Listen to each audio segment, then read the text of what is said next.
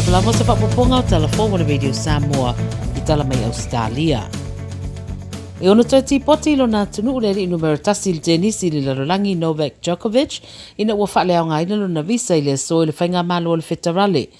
O le ripoti le tamai o lo ua tu ina atu nei sa taro sanga mai leali I ta alo ina ia tau fia le tipoti e se ino ia. Whamai wa ave sea mai nei o ia mali malai wa lele I Melbourne le sa tau fia I border authorities ina ua taunu watu le pōna pō ma wa ave natu se whalitani malo e whaanofo e sea ai le whaetu o Carlton.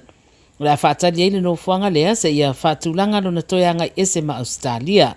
O le saunoanga mana minister soifua malaloina Greg Hunt wa ta waile ripoti le Channel 7 o le fautuanga na ia maua e whaape ua whaaleaonga ina le visa o le li ta alo mai le tau mate ua whaia le tūlanga I le mae o se ilo ilonga I le exemption le ana whaatanga ane ai o ia e le whainga maloa Victoria e mawhaio nanga iane mo le Australian Open.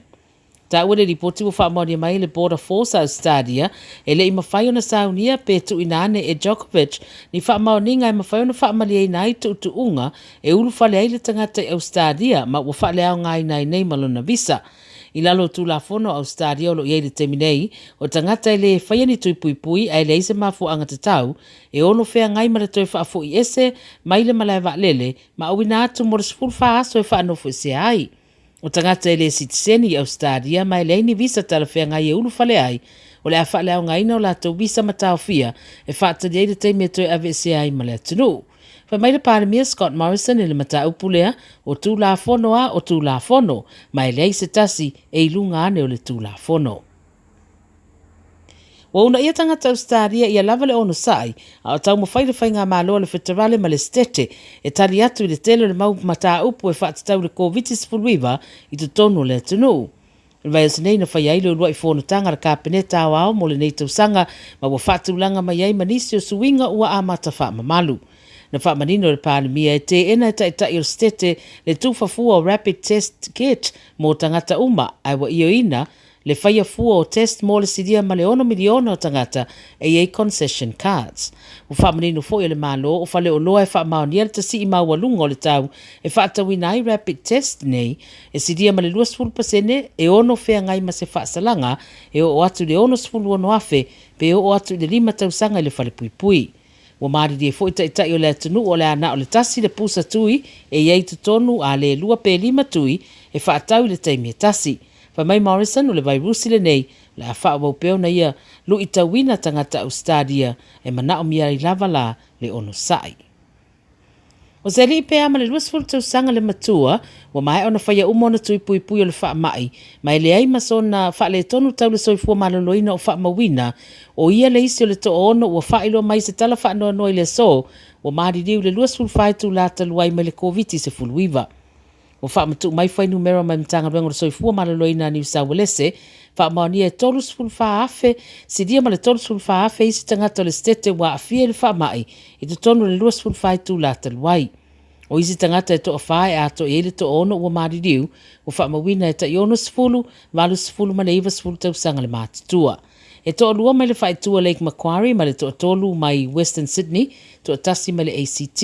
E o mai le so o atu leo whai o tangata lo tau fia I whale mai ona o le wha mai, I le afe ono se lau ma le iwa. Wha maunia le mtanga luenga o I la tau lo o mātele na tau fia mai ia no fuanga tingaina, o tangata lo o fia I le Delta variant. E tolu sifuru wha afe iwa se lau iwa sifuru wha mawina I le so mai New South Wales, mai le sidia ma le se lau se fulu tasi afe o siaki na whaia I le lua sifuru wha I tu la taluai. Nuno winga o le tolu sifuru tasi pasene o tangata na whaia siaki, le ua wha maonia le a fia umai le wha mai.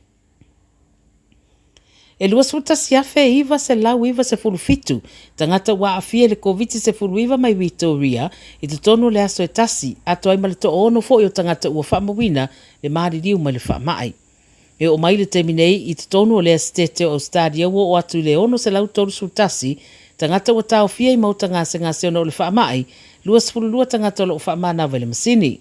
E ono sifuli maafe tangata na nga iane mo le whai o siaki o le COVID le asona nafi, ma ono na winga wa sidia ma le wha afe tangata wha o popo wa afia, fua nga ile numera na iei le asona nafi. O whai le wha unga le National Cabinet, e ave sia le isia ia inga sa iei e te tauna whai se PCR test, a le tangata e positive lana siaki e whai le rapid antigen test, mai te tau na tau tu ititia mai eile au whai o tangata e a ngai no fuanga e whai ai siaki.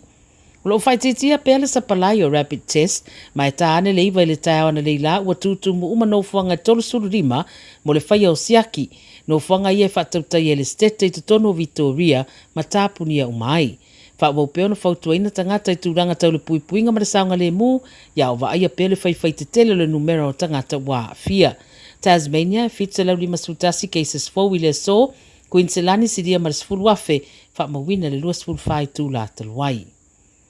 Ma le tala muli e fōringa wa whaasolo tula na tiri whaafainga tale a matanga o le tamisanga liki mo le Brisbane Broncos, ina ua lipatia le so e to sfulu ono tamata alo, masui e to otoro le kalapu o whaamaonia le afia le COVID. O ana nafi na whaalauloa ia le kalapu e to whaatamata alo wa afia, pe tai o lipoti le tamai le so wa whaailoa ia to sfulu ono, ina ua maua mai le ungo siaki e isi na whaia le solua. O whaatunu ina uma ila tau e whaanofo e sea i a inga mo le isi fitu aso, ma le ama whai ona to e fo iana i tole ninga pe a kilia waleini a unga o le whaamai. E wile to tele wa afia na whaailoa le to lua sfulu lua sui o le kalapu na anga iane lava i tole ninga i le so. Pe mai o sui uma o le kalapu wa mai ona whaia uma tui pui pui e lua pe ona li potia le News Home. Pe mai ele ofisi sili o le kalapu o Dave Donaghy o le wha mua mua so i fua maloloina o tamta alo. E mai se le ufai ngā ruenga ma o le a wha mautinolo o tausia le lei ye wa afia i a o whaanofo e se ai. O le kalapu fo ia Penrith fo lo ta ue nisi li poti o lo whaanofo e se fo ia la tu tamata alo manisi o le ufai ngā ruenga o le ava no ai mo tole ninga mo le amatanga o le tam sanga. Talanala Radio Samoa, mo le nei au auli.